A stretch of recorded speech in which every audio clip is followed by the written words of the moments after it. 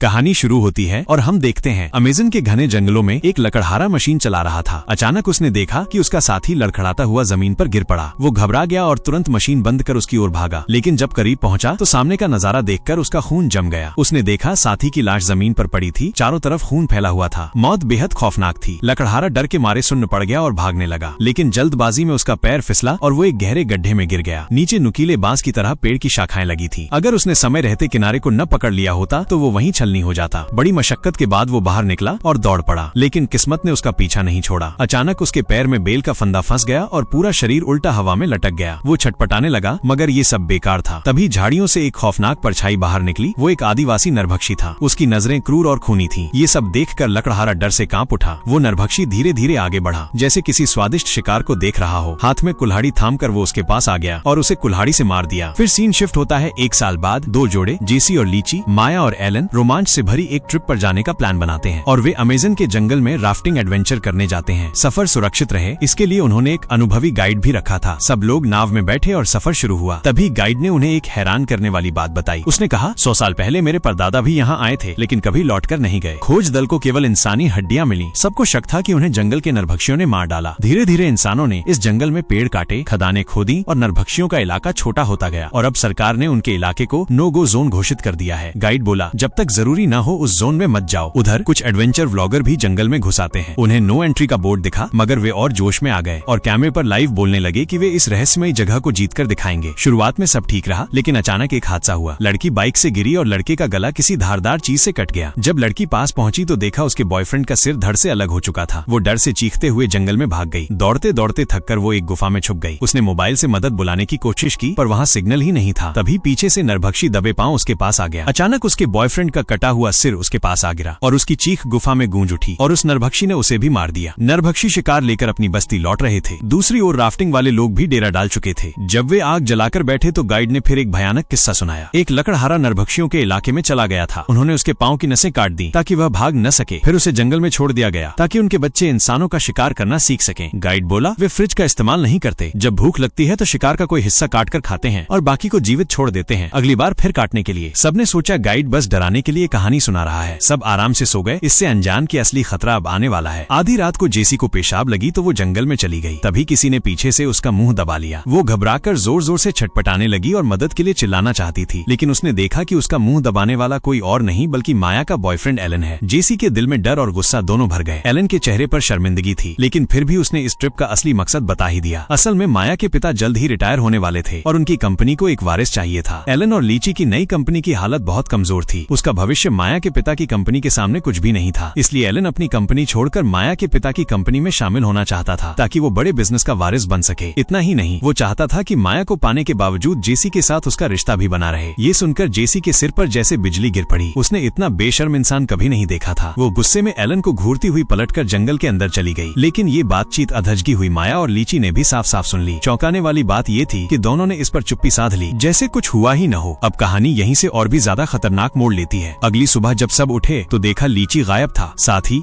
एक छोटी नाव भी नहीं थी। सब घबरा गए, सोचने लगे शायद लीची किसी मुसीबत में फंस गया है। वे बाकी नाव लेकर नदी में उसे खोजने लगे। घंटों तलाश के बाद उन्हें लीची की नाव मिली, लेकिन उसका मोबाइल गायब था। अब उसे खोजने के लिए उन्हें जंगल के भीतर जाना पड़ता, लेकिन गाइड ने साफ मना कर दिया। उसका चेहरा पीला पड़ गया, आवाज कांपने लगी। वो बोला, वहाँ नरभक्षी रहते हैं। मेरे दादाजी को भी उन्होंने पकड़कर जिंदा भून डाला था। तब से उसने कसम खाई थी कि वो उस इलाके में कभी कदम नहीं रखेगा। लेकिन एलन बेचैन था। वो किसी भी हालत में लीची को ढूंढना चाहता था। गाइड ने कहा, ठीक है, लेकिन सिर्फ 1 घंटा। अगर तुम लोग नहीं लौटे तो मैं अकेला चला जाऊंगा। मजबूरी में जेसी, एलन और माया तीनों जंगल के भीतर गए और गाइड नदी किनारे इंतजार करने लगा। तभी उसे आसपास अजीब आवाजें सुनाई दी। डर के मारे उसने हिम्मत जुटाई और आवाज की दिशा में चल पड़ा। जंगल की एक खुली जगह पर उसने देखा, वहाँ तरह तरह की टूटी फूटी चीजें, कपड़े और गहने लटके थे। यहाँ तक कि उसे अपने दादाजी की पुरानी टोपी भी दिखी। वो सदमे में था और पीछे से दबे पांव एक नरभक्षी उसे घूर रहा था। गाइड को भनक लगते ही उसने भागना शुरू कर दिया। वो दौड़ते दौड़ते नदी किनारे अपनी नाव तक पहुंचा, लेकिन तभी उसने देखा नरभक्षी गायब हो चुका था। उसके दिल में अनहोनी का डर घर कर गया। उधर जेसी और उसके साथी जंगल में एक गुफा तक पहुंचे। जेसी ने अंदर एक हेलमेट देखा और जैसे ही वो सोच में डूबा, अचानक किसी ने पीछे से पकड़ लिया। वो डर गया, लेकिन जब पलटकर देखा तो वो लीची था। लीची बोला, मैं रात में पेट खराब होने के कारण बाहर निकला था और रास्ता भटक गया। ये बहाना झूठा लग रहा था, मगर सबने उसे जाने दिया। चारों लोग वापस नाव की ओर लौटने लगे। तभी लीची ने एलन को रोक लिया और गुस्से में उसके असली इरादे सबके सामने खोल दिए। वापस वापस लौटे तो देखा गाइड गायब था और खाना पानी भी साथ ले गया था। सबको लगा गाइड ने उन्हें धोखा देकर छोड़ दिया है, लेकिन थोड़ी दूर पर उन्हें गाइड की नाव मिली जिस पर खून ही खून था। पास में तलाश करने पर जेसी को एक अजीब गंध आई। वो गंध के पीछे गया और देखा आग पर एक बर्तन चढ़ा था जिसमें मांस पक रहा था। वो पास गया और सन्न रह गया। उसमें गाइड का सिर उबल रहा था। बाकियों ने भी देखा और दहशत से सुन्न हो गए। तभी सबको एहसास हुआ नरभक्षी आसपास ही हैं। वे घबराकर नाव लेकर भागे, मगर वे नहीं जानते थे कि नरभक्षी पहले से उनका पीछा कर रहे हैं। रास्ते में एक गिरे हुए पेड़ ने रास्ता रोक दिया। सबको नाव से उतरकर उसे धकेलना पड़ा। तभी नरभक्षी अचानक हमला कर देता है और एलन से भिड़ जाता है। लीची भी मदद करने आता है और माया एक बड़ा पत्थर उठाकर उसके सिर पर दे मारती है। नरभक्षी नदी में गिर गया, लेकिन तुरंत फिर कूदकर उन पर झपटा। एलन ने छुरा घोंपकर उसे घायल कर दिया, लेकिन ये सब दूसरा नरभक्षी देख रहा था। नाव भी बहकर नदी में दूर चली गई। वहीं दूसरा नरभक्षी अपने मरे साथी का दिल निकालकर कच्चा खाने लगा। ये नजारा खून जमा देने वाला था। एलन गुस्से में लीची पर चिल्लाने लगा, अगर तू रात में नहीं भागा होता तो ये सब न होता। लीची भी पलटकर झगड़ने लगा। नाव झरने के नीचे बह गई थी और अब रात हो चुकी थी। सब थके हारे किनारे पर रुक गए। उन्होंने बारी बारी से पहरा देने का फैसला किया। पहली ड्यूटी लीची ने ली।